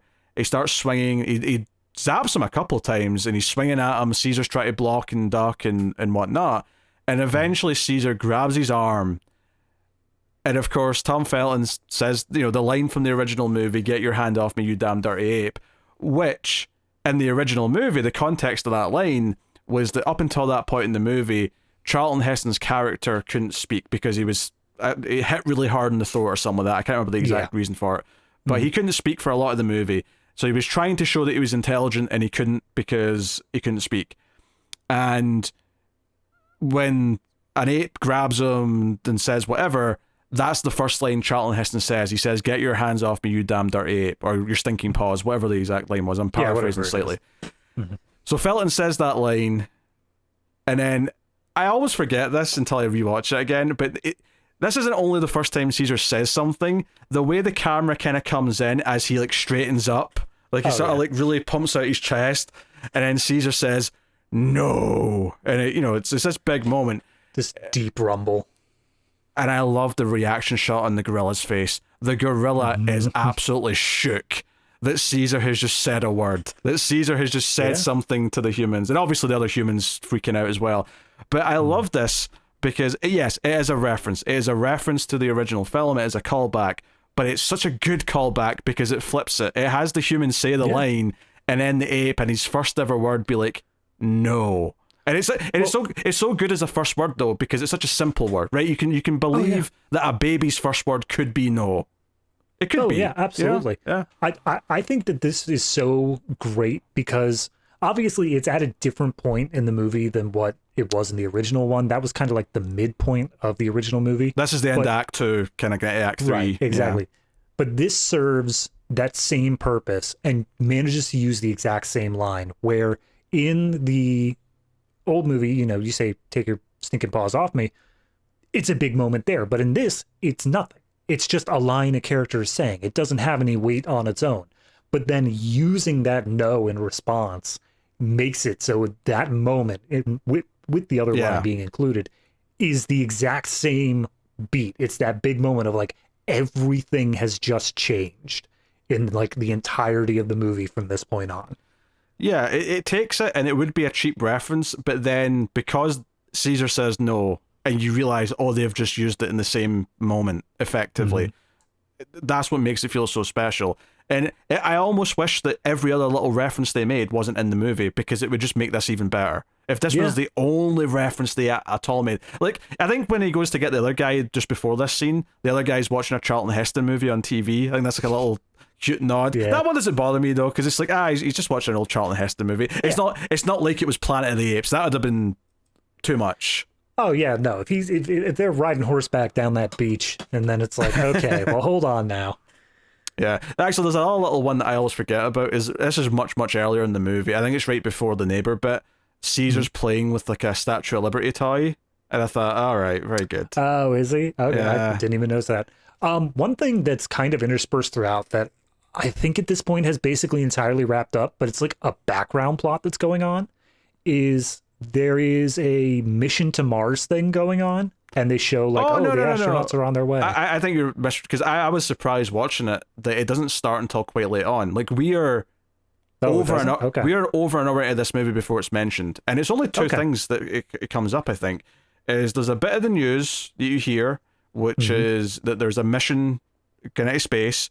And then a little bit later, you see a newspaper arrive at the neighbor's house, I think it is, and it says, astronauts missing or whatever. Yeah, lost in space or something like that, yeah.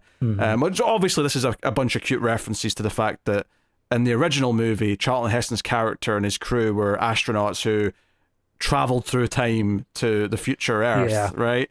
So this is an implication that someday they might go back and do a movie where these astronauts land and, effectively remake the original movie at that point.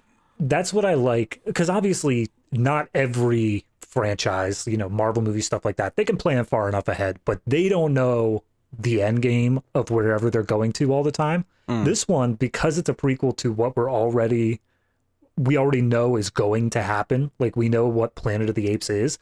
They can lay these seeds down super early on, so that way whenever they hit that point, whenever they want to explore that, they already have it. They're like, here you go. We've already established in our universe that these astronauts went missing, so we'll just run with that now. I think it's not exactly in the forefront, but it's done with enough forethought that it's clever in my eyes. It's a cute reference that I think I like it because it is just like a quick fleeting mention. Oh, there was a mission to space and the astronauts seem to be lost. Like, if it was any more than that, if we saw their faces, I think it's a very intentional choice that you don't see what these astronauts look like, because one day we might cast them because they might be in a movie sometime. I also really like the implication that it is the day, pretty much, that the astronauts go missing is when everything else goes to hell. It isn't this like slow decline. It's like, no, you guys got out in the nick of time. Well, that's the thing. That's one of the big reasons why this isn't a prequel to the original film and its timeline, is because this movie actually is kind of a loose remake of the fourth Planet of the Apes movie. Conquest for Planet of the Apes is basically a rudimentary version of this, but it's set in the future. It's not set in present day. It's a future where things have changed and apes are being used almost as like slaves in present day. So it's, you know, I mean, it's not that far in the future, I guess, because technically the plot of 3 is that apes from the future come back to present day. I'm getting into some of the weird, like, timey-wimey nonsense. I was going to say, is this like the far-off future of 2004 sort of thing going on? Probably, yeah. Well, keep in mind, it was made in the 70s, like, that movie, so it probably would have been. But this feels a lot more grounded than, like, those sequels to the original film ever did. And I don't necessarily need them to redo the original movie's plot, and it would have to be very different for a lot of reasons. Or at the very least, it would have to be set so far in the future that I can just buy that things have changed a lot since the time of Caesar, because it doesn't feel like the Caesar that we have in these movies, and I'm talking maybe more about 2 and 3 at this point than I am this one, but it doesn't feel like the Caesar in those movies would let the society that exists in the original Planet of the Apes come to be. You know, it feels like he's better than that, and that's actually something we're getting to right now, is that Caesar doesn't actually want to kill people. He doesn't want to harm them. He goes out of his way to protect some of them throughout this entire last act. Yeah, when they're breaking, so once he takes out Tom Felton, he goes and he frees all the other apes from their cages, and then the other guard shows up, and the apes start bum rushing him. They start beating the crap out of him, but Caesar steps up and just like, nope. We are better than them. We are not going to kill this man. And they just lock him up. Yeah, but a little detail I love there is that when he picks the guy up, he puts his arm around him to be like, it's okay. Like, you're going to be... He doesn't say this, obviously. He's not speaking. Like, I know he said no. He doesn't say anything else now till the end of the movie. Like, it's not like he's just putting out soliloquies now. But he sort of puts his arm around him and sort of guides him into the cage to just sort of say, it'll be okay. You get in here to, like, be safe from the rest of the apes. You're going to be okay. Like, he's very sort of caring the way he does it. And Tom Felton ends up dead like a second later, but it's kind of his own fault because he can't resist trying to fight them, and he pulls out his shock baton. So when Caesar hits him with the water hose, he fries, and it's kind of satisfying. But absolutely, it's 100% a like, well, how were we supposed to know that he was going to do that sort of thing, rather than no, we wanted him to fry. Well, not to be fair though, I think Caesar's reaction to this moment is perfect. Like, he's not happy that he's just killed this man, despite the fact that he was a complete prick. The performance on the face tells you what he's feeling. You can read that on him completely. So, yeah, that's kind of that segment. And from here, it's like, okay, now they go out into the city. I do want to point out, I love how there's multiple sequences in this movie where, like, Caesar is looking at the lock system and, like, all the different things, because there's a big skylight on their center playroom, and the tree goes up pretty much to the skylight, but he's looking at like the lock system, and he show how he specifically managed to escape from it that one night when he went out and got the drugs. But when it comes to this time, when all the apes are escaping, they just bash through the glass. Like, they don't care about being subtle anymore. They're like, screw it, we're out of here, and they just immediately crash through all of it without worrying about the locks. So it kind of makes it feel like those other lock picking scenes were a bit unnecessary, but obviously they were needed for the plot to evolve as it did. Yeah, I don't think I agree with that, what you just said. Oh, all right. Well, no, because Caesar cares, but like the entire group of apes, do they all care about being patient and waiting for him to open the door? Like, I get that. I'm more so saying it from the viewpoint of like, if the apes were angry enough prior to being smart, they could have busted through this glass at any time. That's the part that was getting me. Like, it wasn't actually secure the whole time. Wait, are you talking about the skylight? Yeah. Yeah. When they're go at the very end there, like Caesar knows how to unlock it, but all of them just start busting through the glass regardless. And obviously they could have busted through the glass when they were normal chimps as well. Well, because they didn't have a sense of direction. It's like, again, this is them organized. This is them moving in a group. This is them with a purpose. And they never had a purpose before. They just kind of, you know, they were in their enclosure and got fed what slop they were given and, you know, lived day to day. That was just kind of their life. They were broken. Yeah, I got that. But I'm just saying that, like, they gave a whole lot of time on Caesar learning how to unlock that stuff and learning the codes. And for it to not matter in that last shot anyway, it just seemed funny to me. I'm not saying it's bad storytelling. It just seemed funny to me that, like, they had the keys and they still chose to break the window anyway. Yeah, I don't think it is, because I think it is Caesar versus the rest of them as a group. And I don't think they all ever cared about that. True. So they go into the city, we see them going through the trees and the streets, and that looks really good. They have two main stops before their ultimate end goal, which is the zoo, to break out all the apes that are at the zoo. So the gorilla bashes into the cage and like brings down the fence. And this is where actually they start taking parts of the fence as spears. So they've got spears for the rest of their journey. I think it's before that they go to the lab to break out all the apes that are at the lab. Yeah, so there's a subplot where once they restart the ALZ-113 testing, we actually see that they source some of their apes from this sanctuary. So Caesar recognizes the symbol from when he visited the lab on some of their like paperwork or whatever, and he's like, "Oh, there's still apes there. We got to go see them." Yeah, then they go get them, and it makes sense that those apes are already smart. They probably get more of the canisters here. You don't see them giving the canisters to the apes from the zoo, but you just probably fill in the blanks and assume that they do.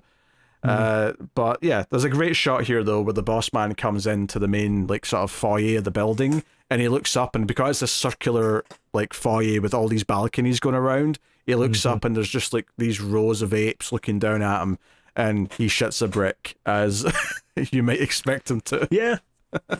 I love he's on the phone, and they literally, this character is never redeemable at any point in this movie. He doesn't do a single good thing. So he's on the phone talking to his like assistant, and the assistant's like, sir, there's been some major problems. And he's just like, I don't care about that. I'm going to make money. And then he walks into the room and immediately gets attacked by a bunch of apes. Love it. Well, he gets out though, because he gets the helicopter, because his big finale's in the helicopter, but he goes. So Franco kind of predicts where they're going, and this is all leading up to our big set piece on the bridge. There's a couple of fun moments though that they put in a lot of the trailers before that though. The apes like riding on top of the tram in San Francisco. There's a great big shot where it's like Caesar, the orangutan, the gorilla, and Rocket all sort of united, kind of standing side by side. Looks really cool. There's one point where very early on, one of the apes gets captured by an animal control guy. And he just loads them up in the truck, just like, all right, I did my part. And then immediately spears just start going through the hood of his truck. And I think it's Rocket comes in and frees whatever ape was captured in the back. Yeah, there's a great shot, though, looking up at Caesar, sort of looking down and being handed a spear. And it's like, okay, he feels like he's in charge now. It feels like he's the big guy. Oh, yeah. Yeah, it's really good. Like I say, the performance in his eyes, like in all these bits, like it's like just before his plan is enacted, there's a moment where he's just sitting in his cage and he's just sort of looking from side to side, and you can see that he's got something planned. You know he's got something planned based on the performance. It's so good. So yeah, all the stuff on the bridge is really exciting. They really play with this. It's a really misty day across the bridge, so we play with the fact that there's a sort of wall of fog halfway down, also part of the way up as well, because some of the apes climb up the spikes of the bridge and they go into the fog. Some of the orangutans go under the bridge and are sort of climbing like monkey bars across the way underneath. I do really appreciate the fact that, I mean, all of this is just because Caesar is aware that at the far side of the bridge, blocking them from getting to the redwoods, is a police force that is going to open fire. So this is Caesar kind of strategizing and saying, okay, here's how we're going to get past them. But I really do appreciate the fact that it's all based around stuff that apes and chimps can do that man can't. Yes. Like it's something where it's showing, no, here's why we're superior. Here's why we deserve to be able to do this over them. Yeah, and it's satisfying because, like, you're really rooting for the apes at this part of the movie. Like, you're on their side. You want them to get to the woods and find their happiness or whatever. And I love a lot of this stuff. I love, like, 5 gorillas flipping a bus and then, like, sliding it down the street as a big shield from all the bullets. That is awesome. That looks so good. Oh, yeah, absolutely. And I love the bit where the police just see the bus approaching through the mist and they're like, fire, I guess? Like, what are we supposed to do here? Yeah, and obviously the apes, like, overrun them because you've got the orangutans coming up from underneath. You've got the gorillas and the chimps all coming in. And they get their asses kicked. And this whole time, Franco's running to try to get to Caesar and, you know, get him back. Yeah. There is one shot just before the apes all launch their attack, and that is there were police horses that were attacking them first on this bridge, and they managed to take them out. But I think, like, shot that defines the movie in terms of imagery is you have Caesar riding this horse essentially into battle, leading the charge of these apes against the police. So yeah, it's something that more apes do in the second movie. It becomes more of a normal thing. But yeah, it's a big deal that he's riding the horse in this. And there's a couple of good moments here. There's a bit where, in fact, probably before that, because it's one of the policemen on a horse, starts hitting the gorilla in the face with his baton. And the gorilla's sort of like taking it and then grabs the guy off the horse. And this is another example of Caesar being like, no, don't kill him, because the gorilla's about to smash him. And some people do die in this scene. Like the gorilla does throw some people off the bridge at one point later when he gets angry. Oh, yeah. But Caesar is clearly trying repeatedly to not have needless casualties for no reason. He's doing his best. Obviously, the one time he makes an exception is when the helicopter with the boss on it, who's been firing a machine gun into the apes on the bridge, when they take down the gorilla jumps and dives. He actually does it to protect Caesar because they're firing the gun at Caesar, and the gorilla pushes them out the way and jumps onto the chopper, brings it down. It's dangling over the edge of the bridge, and the boss man's like pleading and like try to crawl out before the helicopter falls, and Caesar doesn't kill him, but he doesn't save him either. He's like, I'm going to let someone with more of a personal vendetta make that choice. And then out walks Koba, and immediately boss man's like, no, not you. Not you. Which I really do appreciate the fact that, like, I think that for most people, all of the chimps are going to look similar. All of them are just going to be, like, you could tell apart an orangutan, a gorilla, and a chimp, but I appreciate the fact that the boss specifically recognized Koba and was like, oh no, this one I sunk all of my efforts into will be my undoing. Yes, I made him super smart and now he wants revenge. So Koba just kicks it's not even a kick, just a little nudge. He just sort of pushes the chopper that's teetering on the edge off into the water. And it's a big thing. But I really can't oversell how great a lot of this sequence is. You know, that them climbing up into the fog and coming out of the fog, and the action here is very good. Because it's not an action movie. Like, for most of the runtime, it's the plot building, and then it's the Caesar character building of him being in this it's a jailbreak movie at a certain point. And then it turns into this big set piece, this big, you know, blockbuster style sequence, and it's a really good sequence. And because the movie's not littered with them, it feels kind of special when you do get to this point. Oh yeah, if they had other sequences, like if they had I can imagine a lesser movie having a sequence where it's like, oh, gorilla escapes from zoo, and they have a whole subsequence of just showing them like this gorilla rampaging around before it's finally caught by animal control. It's like, I'm glad we didn't have that. I think it does make this last sequence that little bit of like, no, you've been waiting all movie to see what these apes can do. Here you go. It makes the whole thing very well paced, and as much as we said some of the human decisions early on feel really quick, if you look at the movie as a whole, it does feel like it's crescendoing very well in terms of like getting bigger, the spectacle building, the drama building. And again, it's mostly on the Caesar side because it's his story, but I think when you get to this end, it's very exhilarating because it's done such a good job handling that, and because it hasn't just given you little action set pieces earlier on for the sake of, you know, oh, the audience will get bored, we have to give them one. at the end of Right. Act 1 just to keep them entertained. No. I mean, I will say we skipped over it, but the very, very, very beginning of this movie was actually a sequence of the chimps being caught in Africa. Like they're being hunted down by poachers. Yeah, you're right. Honestly, it's very forgettable, though I never really remember this happened when I'm talking about this movie. But you're right. Technically, there's a quick sequence where Caesar's mum is captured in Africa. Mm-hmm. But it's just that opening up with action. And then, like we said, you don't really get that again until, I'd say, the neighbor attack scene, honestly. And even then, it's just a little tease. It's a little tease of what's to come later. It's not until the third act, really, where you get all of the action. And it's why there's a lot of the third act in the trailers, because they obviously wanted to sell the movie. And look at all this excitement. But I think the movie's better for building to it and not just try to sprinkle it throughout. Well, sometimes that's the right choice, don't get me wrong. Like, I don't think that works for every story, but I think for this one, it would feel disingenuous to what the premise is to try and shoehorn in some earlier in the movie. Oh yeah, it's the difference between like old Star Trek and new Star Trek. Of Planet of the Apes has always been a lot more about the philosophical of like, what does it mean to have a soul, to want personhood, to have like control or dominance over another species entirely, sort of thing. Well, let's be honest here. I mean, that's the analogy is going more into how humans treat other humans. It's more about the people in control, and then the minority, or the whether it's a race, a country, or whatever. Like the people in control controlling the ones who are not.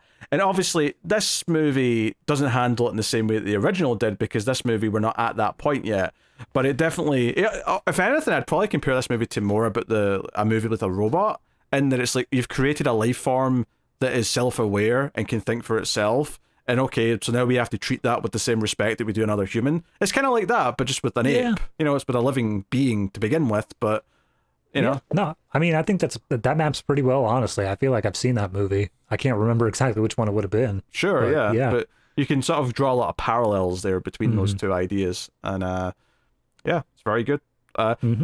So the end of the movie is Franco does catch up. There's actually a moment where he yells Caesar's name and Caesar knows that he's there, but then the action kind of kicks in again, so he has to kind of ignore him. Like on the bridge, Yeah. But they get to the woods, and James Franco steals a cop car. Not that any of the cops care, because they're all dead, but or knocked out at the very least. So he drives the cop car to catch up, and they get to the woods, and Koba is about to like hurt Franco here.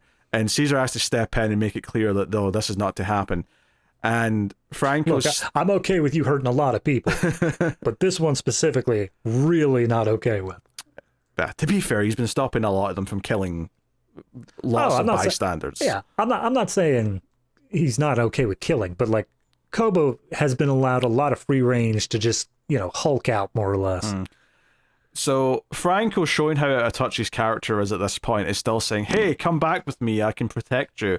And I'm like, dude, this guy has evolved so much beyond just being your like son in your house. Like, he's way past that now. And but I think it is very fulfilling when Caesar sort of pulls him in for a hug and just into his ear says, Caesar is home. And Franco, much like with his father, when his father didn't want the drug again, he kind of quickly accepts you're home, and he kind of smiles and realizing, you know what, my boy's grown up and I have to let him fly in his world. I read that the same way. Let me make that clear. I read that as you know what, I'm proud of him. He's become so much more than I ever thought he could be, and letting him go. However, there's a moment, like the moment that Caesar says Caesar is home, and Franco kind of recoils and he grins. He's like, okay, Caesar is home. It's heartfelt, but all I can imagine is that his head is immediately just exploding with the fact of, oh my God, I made a talking ape. I did that. Well, and obviously, I have doomed us all. He's in shock as well, because the ape's talking. I mean, he did hear that he spoke, because the guy in the other guy that was in the sanctuary, they found him obviously when they were chasing the apes down, and he's like, he spoke, your ape spoke. But he's not heard it himself yet, so this is still a shock to the system. Even then, there's a difference. I'm assuming maybe he got more info. It's like, okay, what does he say? He said no. It's like, okay, no's a pretty easy word. Like you said, babies say no. But then he gets pulled into a hug by his ape son, and the ape's just full sentence, Caesar is home. It's like, oh, all right, well, I'm going to have to rethink everything about my life now. Have fun, Caesar. I think that I like that he doesn't start saying a lot. I like that it's just the no, and then this, and it's a sentence, but it's a very simple sentence. It's a very, arguably even kind of a stilted sentence, because he's not, because, if he was very fluent in language, he'd probably say Caesar's home. He'd condense it a bit. He'd be speaking in first person as well. Yeah. He'd say, He'd be like, home. Will, yeah. I'd hate to inform you of this, but I won't be returning home with you. You see, I found my people here in the Redwoods. Does he have a monocle in this version of the scene that you're describing? Okay. Top hat and everything. All right. But no, I think it's a good moment, and then the movie ends with him with the other apes running up the trees, climbing up the trees, and it ends in the same shot of him looking out at the city, now with other apes, and they're together, they're in the Redwoods, it's all very nice. And as long as nothing happens to humanity to force them out of cities, the apes will remain in the Redwoods and will not disturb anything. I get why you're saying it in that tone, but I think it's a bit misleading. No, yeah. I mean, honestly, if the movie ended here, it would just be a great little standalone thing on its own, because at this point, there is nothing that is threatening humanity. Like, as much as it is, these apes are super intelligent, they were able to strategize well. Like, we always have the nuclear option. We've always got, like, a full military we can bring in. The cops they overwhelmed were state patrolmen, like, not top-tier stuff. Sure. So there's no real threat to humanity at this point from the apes. It's only because of the other subplot going on. Yeah, like the apes, it feels like they're going to be content just being separate from everyone now. Like, just leave them alone. They'll be fine, and they won't hurt anyone. So, yeah, I think there's a genuine debate, though, if they should have set up the other thing. Because I don't know if they need to. The whole thing with the other guy getting sick, and then sneezing on the guy, the neighbor, who in the mid-credit scene turns out he's a pilot and he's going to be flying all over the globe. And the indication being here is that this virus is going to be what kills a large portion of the population, leading it to being a post-apocalypse. Because, the next movie is a post-apocalyptic movie where we're in that part of the timeline next. So there's still some humans, of course, next movie, and the third one as well. But we have a big change from this one to the next. Yeah, as we know in Planet of the Apes, as a franchise, there's always humans. Humans manage to survive. Yes. All the way through, but it's just significantly decimated. But for your one point of whether or not they needed to do it in this movie, I kind of think they needed to, because I can't, unless we're to spend a bunch of the second movie like showing how humanity somehow lost its edge technologically, I think we needed a way to kind of even out the apes and the humans in terms of tech and ability to face down against each other, Yeah, I don't know if you need to explain specifically what virus killed off a lot of the humans. Oh, no, I don't think we needed an exact explanation like they gave, but I do think they needed to end this movie showing humanity is about to be decimated through something of their own making. I still don't know if I agree with that, though. I remember thinking this mid-credit scene was a bit on the nose. Like, I don't really need like a little tease of like, and humanity is going to crumble. Like, I don't need it. Like, you could just, next movie, we're in a post-apocalypse and just have some thin references to, something brought the humans down and we don't know exactly what. And just, have some references to it. I don't know if you need an explanation. I really don't know if you need it. I don't know. I think I like it more with it. And it's not... I think what you're saying in terms of having the second movie just have a brief little reference would honestly feel a lot more cheap. I think that this, because it was such a background subplot, it barely needed any exploration at all, to the point where it was basically all wrapped up, not just in the mid-credit scene, but literally over the end credits when they show like the globe and how this pilot is hopping around infecting people. I felt like the rest of the movie was about Caesar's story. And this subplot and this little, that's spreading at the end was more about just trying to tie into where we know Planet of the Apes is roughly going to go, rather than because it was important to this movie's story. And I think there's a distinction there for me that it feels like I didn't really need it. I think it could have been, at the very least, more subtle in not, look at this, the map, and the lines going where all the planes going, and like he's spreading the virus everywhere, kind of thing. You think it should have been just as much background as like the astronaut thing. Yeah, like just something on the news where someone says, "Oh, there's a virus," and you pick a random country, and scientists, people are in quarantine. It's unexplained. That's it. That's all you need. Yeah, I mean, I could see that working as well. I think it is that they were franchise minded. Obviously, they called this Rise of the Planet of the Apes. I think that they already kind of had in mind that if this one did well, they were going to keep going with it. And they knew that they didn't want to spend time in the second movie, like doing that little flash aside saying like, oh, well, a virus or something killed a bunch of people, blah, blah, don't worry about it. They just wanted it over and done with in this movie. So I don't think you need it, because I feel like the majority of post-apocalyptic movies or stories don't feel the need to overly explain what did it. Some do, some like to go into it, but a lot of them just were like, oh no, like, you know, things happen. Either it was nuclear war, like a Mad Max, or it was a virus that wiped a lot of people out, and because of that, now we're in this state. And I think that's fine. It's funny you mentioned that's, you know, it's called Rise, and obviously they were hoping for sequels. Of course they are. It's a studio, but I will say, right, so two points on the name of this and also the sequels is that I hate that they think the audience is dumb and they have to get the full Planet of the Apes title in there, because Rise of the Apes would be much easier to say and flow off the tongue much better. Dawn of the Apes, War of the Apes, much better. The fact that they have to have, like, the fact that of the appears in the title twice is really clunky to me, and I think it makes it a bad title.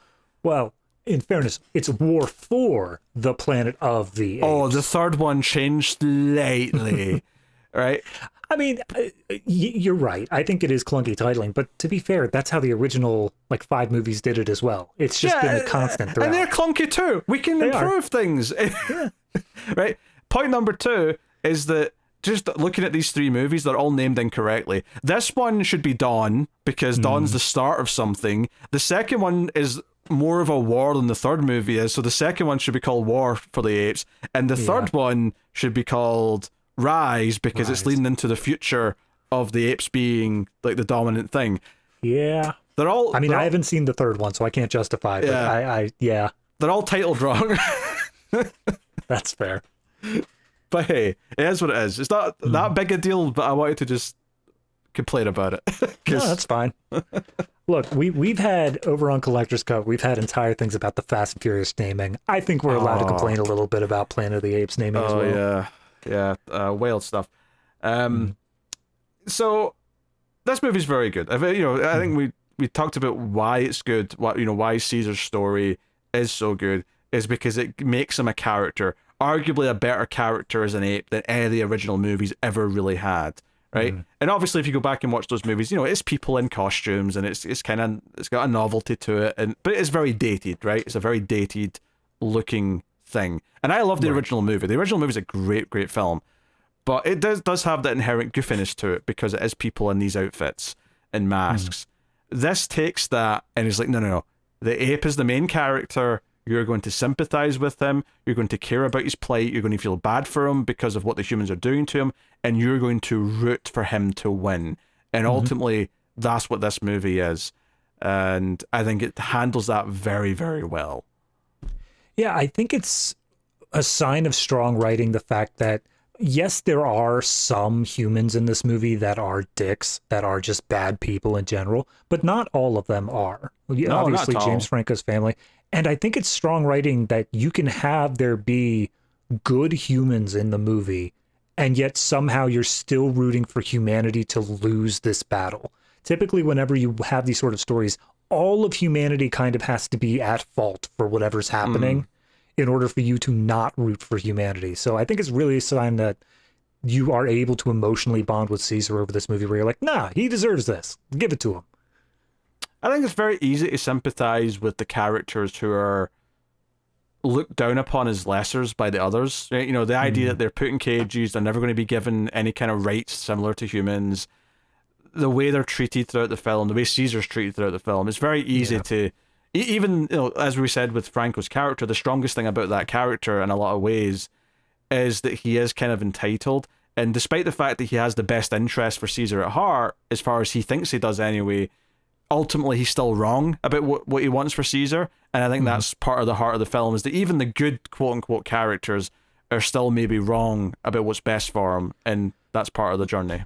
Yeah, it kind of, I don't want to get too political with this, so I'll just throw this at this. It kind of feels like the people who are like racist view certain like other races and stuff like that. But then you have those people who are like, oh no, I'm not racist, but like you should listen to what we have to say because we know what's best for you, sort of thing.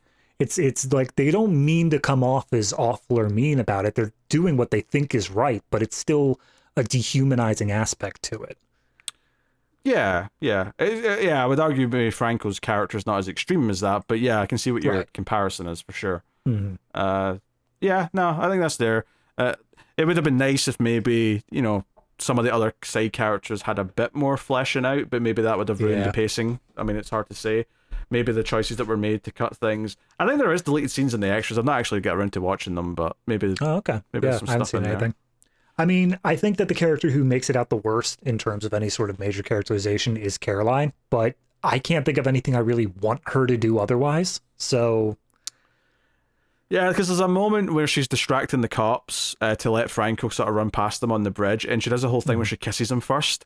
And I'm like, this is meant to be a big moment where she's kissing him, but I just feel like I don't care about you know. Literally, as soon as we get past the second age gap where we see them grow up in the redwoods, they're just making out on a picnic blanket, like down in the red. Like, it's not a big deal they're kissing. It's just a big deal that like, oh, he might be running off to his death by chasing these apes. That's what it's supposed to be a sign of, but it doesn't do anything for Caroline.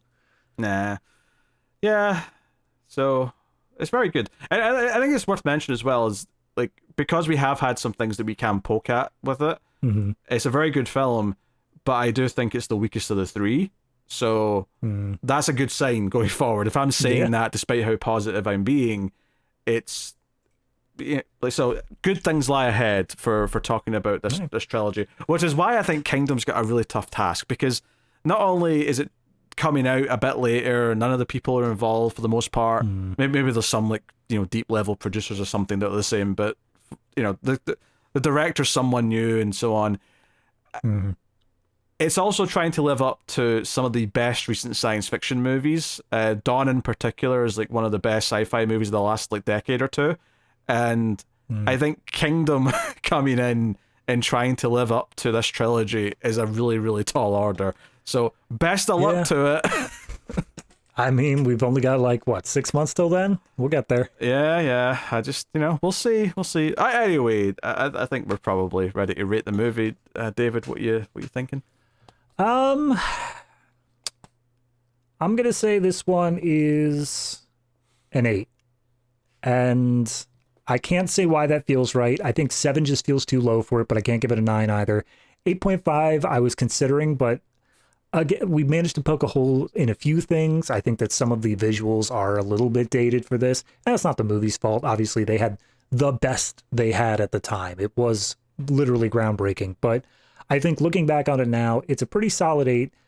The best thing it does, it sets up this idea of who Caesar is as a character. It drives that forward, so that way when we do see him and what he does later on in the next few movies, it's going to give us that much deeper of an appreciation for the character that we don't have to re-explore it every single time. We're just going to be able to run with what we have and get deeper even on that. So 8 for this.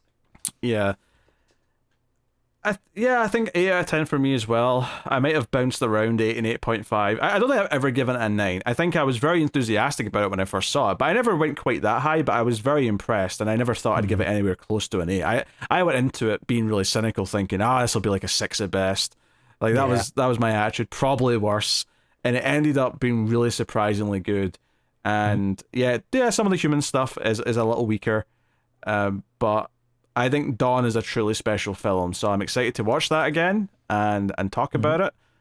We'll have lots to say on that, but this is a very, very solid 8 out of 10, and you know, it's like instantly it's better than all the sequels to the original. Like, it's not. I would say the original is a better film, but this is better than all the sequels for sure, and definitely better than Tim Burton's monstrosity from 2001, starring Marky Mark. I was waiting to see like how you brought up the original in this review, and I was going to try to work in a joke of being like, but I love the Tim Burton version. Yeah, so all right, there you go. So Just before David tells us about his homework, I'll just once again remind you, patreon.com/MailFuzzTV if you want to support the show and all the other shows we do. You can get some bonus content. Every month, me and David have a couple of bonus shows specifically that you might be interested in. We have the Criterion Cut, where we review movies from the Criterion Collection. And we have Extra Reels, where we review some of the worst movies of all time.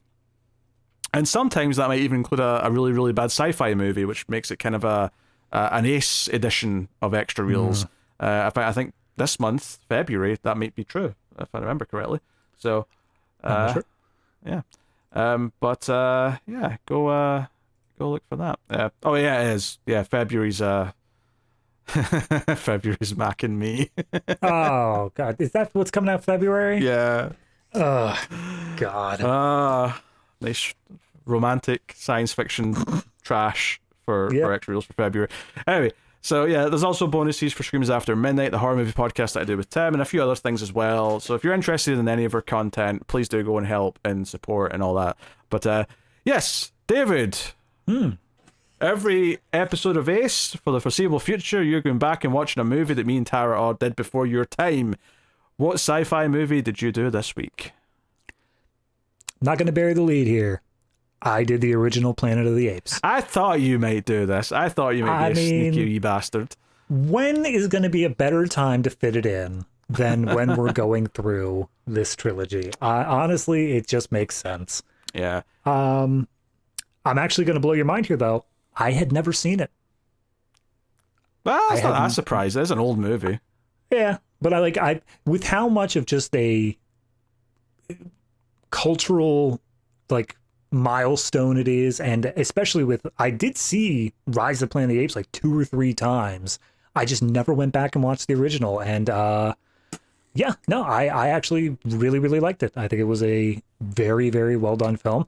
I'm actually kind of same sort of thing as this movie, actually. I was surprised with how long it took to get to the actual apes, you know? We spend so long of just wandering through this desert area, and I'm just I'm sorry, did I start the wrong Charlton Heston movie? Where's my monkeys? I kind of dig that, actually. I really like that about the original movies, the build up to them finding some civilization, and then once they do, it's obviously, because keep in mind, the start of that movie, you're meant to think they're on an alien planet, so they're exactly. Where are we? Bit of information for, I don't know if you knew this, but Planet of the Apes was written by Rod Serling of Twilight Zone fame. So to be fair, I didn't know that, but then I watched your and Tara's review, and there you go. You go into it quite in depth there. So and it very much does feel like a big Twilight Zone style plot. Yeah, that was when I was watching through it. I was trying. Obviously, I already knew what the twist ending was. That goes without saying. But I was trying to view it through the viewpoint of, okay, people believe this was a different planet. What are the hints for that? And then what are the little hints for the twist when it shows up? So I was trying to keep a viewpoint on that. And I do agree that having it then wander through the desert for all this opening bit gives it that extra credence of we're on an alien planet rather than we are still on Earth. But there is just the little weirdness to it when once you said it's Rod Serling, I got it. I immediately realized that it does spend a lot of time just kind of delving into what are the ramifications of what we're seeing here today. And it's the fact that there is a scene where they are in a courtroom debating whether or not this man even has the right to speak at his own trial in his defense. There is a part where they are in a cave and they're debating whether or not certain objects represent things throughout history or if there's some other thing. Whether or not faith and science can be melded into one. It's so deep into just what are the ramifications that at a certain point, I kind of forget that I'm watching a movie that I consider in my head to be in the same continuity as this one I just watched of Rise, because it is, I know it's not the same continuity, but it's the same sort of ideas to it, but it just plays off so much more like in Next Generation Star Trek rather than, an action movie, more or less. So I enjoyed it. I think it was great. It just, I'm surprised with how slow paced it really was. I expected there to be more of fighting against the apes throughout the whole thing, when honestly that only happens twice, maybe, throughout the whole movie. Yeah. Yeah, I mean, I saw it for the first time in my late teens, and I've seen it a number of times since. So I'm just kind of used to what it is now, I guess. It's hard to imagine what I felt that first time going through. But Right. I remember just loving the kind of the vibe of it, and it does bring up a lot of themes and a lot of topics that it's clearly talking about. It is purely science fiction in that sense. So no, very good. I mean, it is interesting to think that like I'll be honest, I would not be surprised if Kingdom ends with a ship landing. Like, I will not be shocked if they do that. I mean, I won't be surprised if 2 movies after Kingdom ends with that. But I think they're going to go with the whole trilogy first. I can see them wanting to do that. I'm just saying they might be rushing to that because it's the obvious thing to do if they want to do their version in this new continuity of that happening.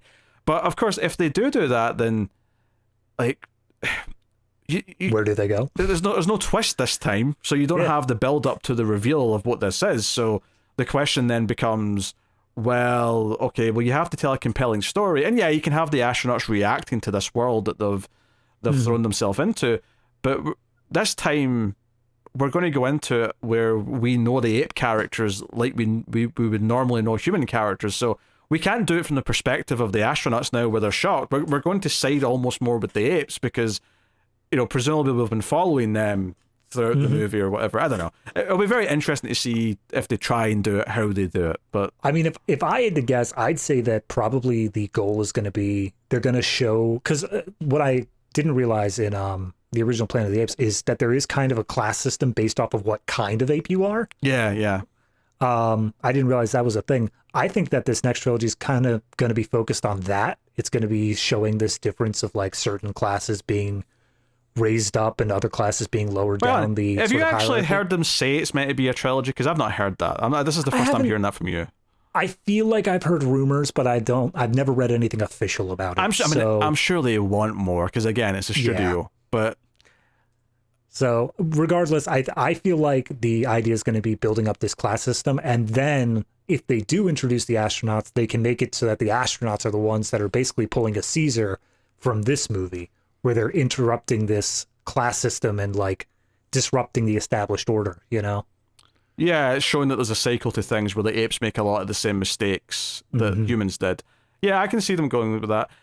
I am just concerned. I think it's a miracle that we got not one good new Apes movie, but we got a trilogy of good Apes movies. Yeah. I will be shocked if that can be maintained in a new soft reboot, effectively. Yeah, I guess we'll see. As for this, though, for reading the original Planet of the Apes, maybe it's because I was holding it side by side with Rise. I'm not going to give it as high as you and Tara did. I think I'm going to give this one an 8.5. It's good. It's solid. It was a lot slower pace than I was expecting. I did like the vibe of it, but there are also, especially comparing to Rise, there are certain times where the prosthetics and masks and stuff like that, like, God bless them, they were trying, but like those mouths were not moving when they were talking half the time. It was an issue. Sure. But it was very good. And keep in mind as well, Planet of the Apes came out in the middle of the Cold War, so this idea that the ending was, because Heston is literally shouting, "Damn it, you blew it all to hell, you did it." Like, he is clearly,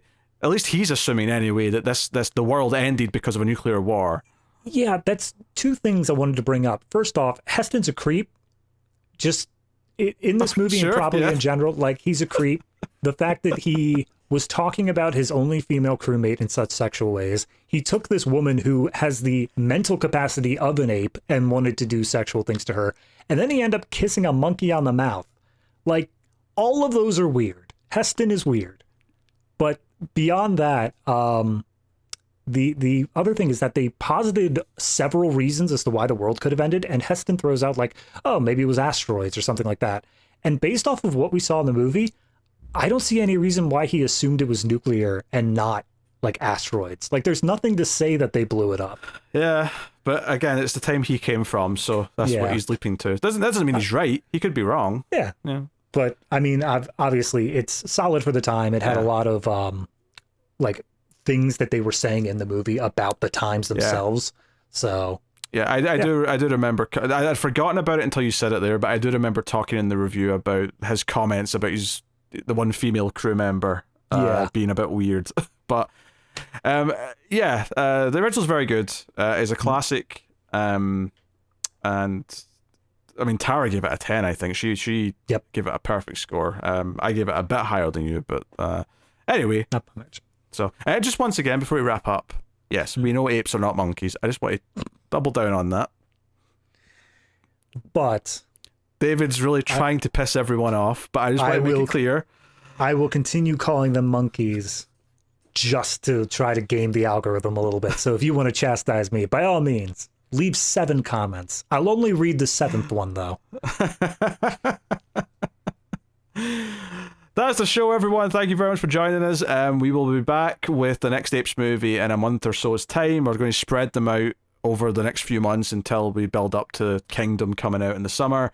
Next week on the show, we have something I have been waiting 2 decades to rewatch, and that is James Cameron's The Abyss. I cannot wait to watch this again. So, very Specifically excited. the theatrical cut. We're not watching the extended. The special edition. You watched the longer one, you son of a bitch. Anyway, we'll see you next time. Thank you very much for joining us. We always appreciate it. Keep watching science fiction and computer at Salsa.